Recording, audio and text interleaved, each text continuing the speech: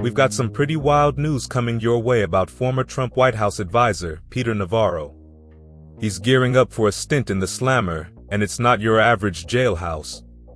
Nope, he's heading to a prison camp near a zoo, where he'll be bunking with other elderly male inmates. Can you imagine waking up to the sound of lions roaring every morning?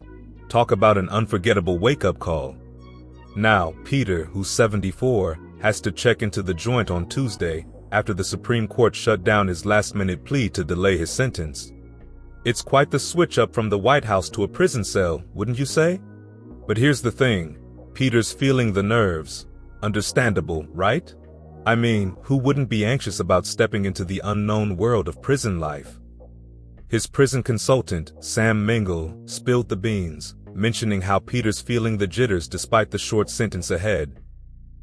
Now, Peter's not the only one prepping for this big change. He's got a whole team helping him navigate the ins and outs of life behind bars.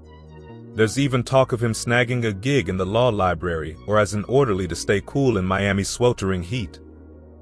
And get this, because of his age, Peter's aiming for a spot in the dorm for elderly inmates. Sure, there's not much privacy there, but at least he'll be surrounded by folks in a similar boat. Safety first, right? But don't think Peter's gonna be cut off from the outside world completely. Oh no, he'll have access to phones, email, and even TV. Not too shabby, considering the circumstances. Now, as for his legal battle, it's far from over. Peter's team's still fighting tooth and nail to overturn his conviction.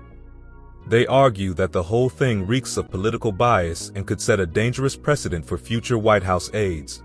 But despite their efforts, the courts aren't buying it. The Chief Justice himself shut down Peter's last-ditch effort to stay out of the slammer, citing his failure to comply with congressional subpoenas. And as for Peter's take on the whole situation, well, he's not mincing words. He's calling out what he sees as a partisan attack and warning that if they're coming for him, they might be coming for others too. It's a real showdown between the law and politics, folks. So, buckle up, because Peter Navarro's prison saga is just getting started, and it's bound to be a wild ride. And with that, we've reached the end of the video. Don't forget to like and subscribe to the channel so you don't miss any new videos, and stay tuned for more in our next video.